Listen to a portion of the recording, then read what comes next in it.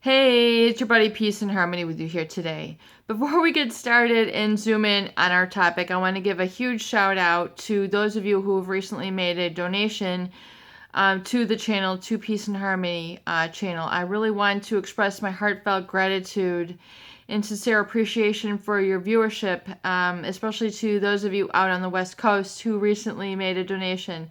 So a huge shout out to you. Thank you so much for your love and support. It means a lot to me to know that we're providing relevant and important content. And I know that oftentimes we're discussing material here that most people don't understand. When you try to describe a relationship with a malignant narcissist, a psychopath, someone who has been extremely emotional, manipulative, and really kind of had a brainwashing and gaslighting effect on you, it's difficult to discuss this with other people who haven't really encountered this type of person. They just say, get over it, go with the flow, just move on. It's not always that easy.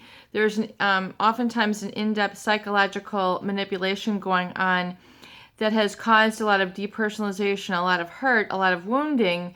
And it's difficult to understand not only what you have dealt with this person, but to really pick up the tools and to move through and heal on this lifelong journey. So much love to you for your viewership. And I want to really zoom in and focus in today on an aspect of the female psychopath, and that is really the self-gratification that comes with a female psychopath and their lack of impulse control. And coupled with this, not only the lack of consciousness that results in this impulse control, but also a kind of a ignoring or a neglect of the rights and obligations of others. They seem to outright refute it. It does not resonate with them. It doesn't have a place in their soul. And a lot of people really feel this is, kind of like a never-ending neediness on their part. However, it really is. It goes to show that this individual, they reject the idea that others have an obligation or needs or desires or dreams. They kind of reject the idea. It doesn't hold water with them.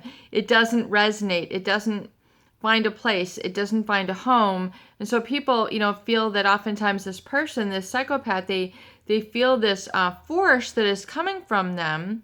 And also oftentimes this is threaded and connected to the psychopathic projection identification, which basically means that the female psychopath will accept or expect that others will unflinchingly abide by their needs, wishes, and expectations. So they have this, a lot of people, think it's a psychopathic confidence, or they might see this in a leader. But there's something called a projection identification where the female psychopath will project and expect and force their needs onto others and expect unflinching adherence and basically adherence and acknowledgement of their wishes. They just have this, just this projection that you're going to obey me. You're going to fall prey to me. You are going to be succumbed to me. You are going to fall to me.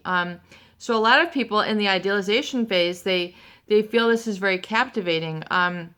They feel the swooning of love. They feel the swooning of leadership. They feel the swooning of their energy. And sometimes it's just in the way that they perceive things that people just kind of, express it as an energy vacuum, but they feel attracted or they feel obligated or they feel a sense that, if they don't comply, something might happen. They might lose this person's love. So a lot of people then seem to just fall prey, just be magnetically attracted to this person. In other words, they find it hard to say no. They find it difficult to draw their boundaries. They find it hard to ground themselves. And that is because not only of this force that you feel from this person, and force not just like the force like Star Wars, we're talking about like they just have this just sort of a rejection of other people's needs, a rejection of other people's rights.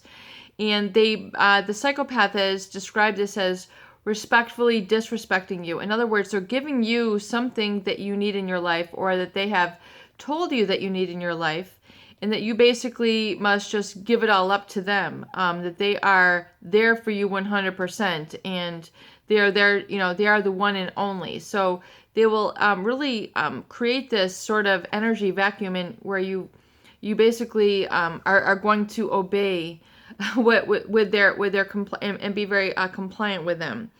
And because they project this air that others are nothing but an